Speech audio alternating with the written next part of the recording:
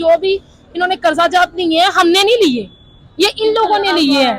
हमें क्या पता, हमें तो कह रहे जी हमने डैम बनाने के लिए लिया। क्या इन्होंने डैम बनाया? आवाम के लिए बोल देते हैं। अवाम के लिए लिया, अवाम को कहाँ से लिया? हम लोग वहाँ बैठते हैं, हमें भी बता दें, हम दोपहर का खाना, मैं नहीं खाती दोपहर का खाना, मैं छोड़ देती हूँ, मेरी सैलरी इतनी मुझे गुंजाइश नहीं रहती। मैं सारा दिन ड्यूटी करती हूँ, खड़ी होकर करती हूँ, मैं बगैर भूखे घर जाती हूँ, घर में जाते देखते हैं अरे घर का सर्किट खराब होता है। हम बताएं हम क्या करें, हम तो बड़े परेशान है। मेरे साथ वाले घर में एक गली में छोड़ के। वालेकुम अस्सलाम। आपका नाम? आयशा। आयशा, आप कहाँ से हो? मैं लाहौर से। लाहौर से हो, तो आप कहाँ से आ रहे हो? मैं इस वक्त अपनी जॉब से आ रही हूँ। शिफ ने कहा मैं आऊँगा जी, मैं सब कुछ सही करूँगा, आप मुझे वोट दें। अगर हम उसको प्रेफर कर रहे हैं, हम अब उसको लेके आने की कोशिश कर रहे हैं, तो उसने क्या किया आके। अगर इमरान खान के दौर में अगर कोई बिल जो थे वो कम आते थे, 25 रुपए का यूनिट था, इसने उठा के 50 रुपए पे कन्वर्ट कर दिया है, तो हमें क्या बेनिफिट है? हम क्यों इन लोगों को वोट दें जो हमारे बारे में कुछ सोचते ही नहीं है। लोगों के बच्चे भूखे मर रहे हैं, हमारे सामने लोग सुसाइड कर रहे हैं, हमारे बच्चों के खर्चे पूरे नहीं हो रहे। हमें समझ नहीं आती हम अपने घर के रेंट पे करें या इनके बिल पे करें। 15,000 हमारे घर का रेंट है, 26,000 हमारा बिल आ गया है, 30,000 मेरी सैलरी है, उसमें मैं बिल पे करूं, अपने घर का राशन डालूं, मैं अपने बच्चों को देखूं, स्कूल की फी पे करूं, मैं क्या करूं?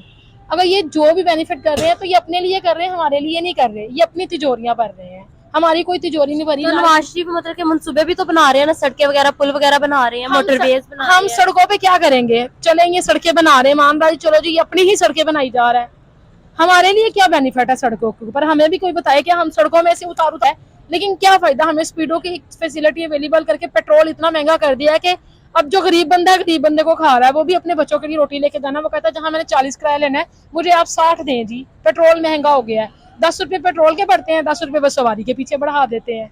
हम क्या करें? हम अपनी, हमारी सैलरीज इंक्रीज नहीं होती, हम किस तरह से करें? हम नहीं इन लोगों को वोट देंगे। या तो ये हमारे बारे में पहले कुछ सोचे, अंदर इस्लामी कानून आएगा, नाफिज होगा, कुछ भी नहीं है। इस्लाम कभी भी गरीब को रुलता हुआ नहीं देख सकता, और हजरत उमर फारूक जैसी हुकूमत कभी आ नहीं सकती। और अगर आ जाए हम उनकी पैर करेंगे कि हमें गरीबों के बारे में क्या सोचना है। हम बहुत परेशान है इस वक्त, हमारे घर के हालात बहुत खराब हैं। ये होता है कि हमारे घर में एक टाइम रोटी पकती है और हम लोग 2 टाइम भूखे बैठे हुए होते हैं। हम सोचते हैं कि हम क्या करें। कारोबार मेरे हस्बैंड का कोई नहीं है, वो घर में फारिग बैठा हुआ है। जो भी कारोबार करता है जी, महंगाई है, लोग लेने नहीं, नौकरियां नहीं मिल रही, नौकरियां नहीं मिल रही, क्या करें? हम कहाँ जाएं?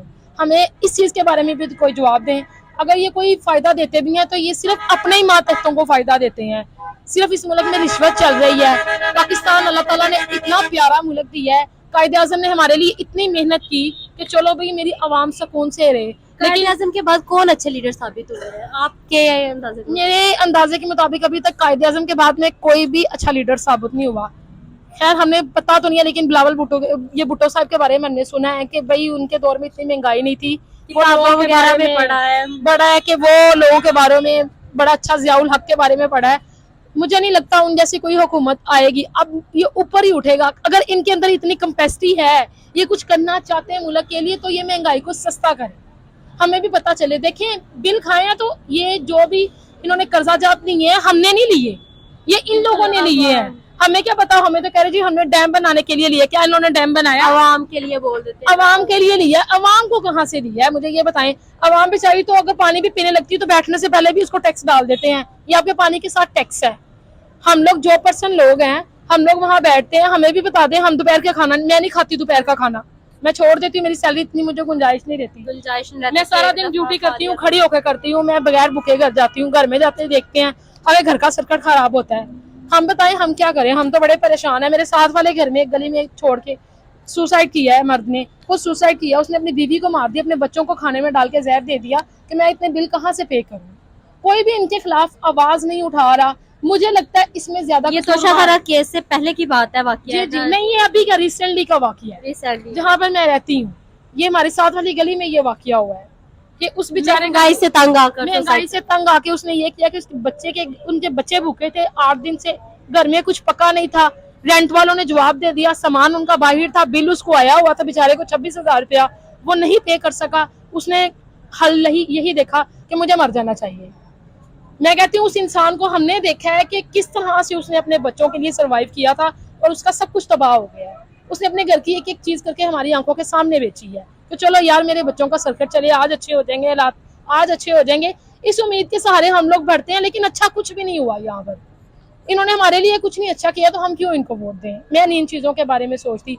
हालांकि मैं नवाज शरीफ को प्रेफर करती थी, मैं कहती थी नून लीग अच्छी है, हमें इसे सपोर्ट करना चाहिए, लेकिन अब नहीं मैं इस चीज़ के बारे में सोचती।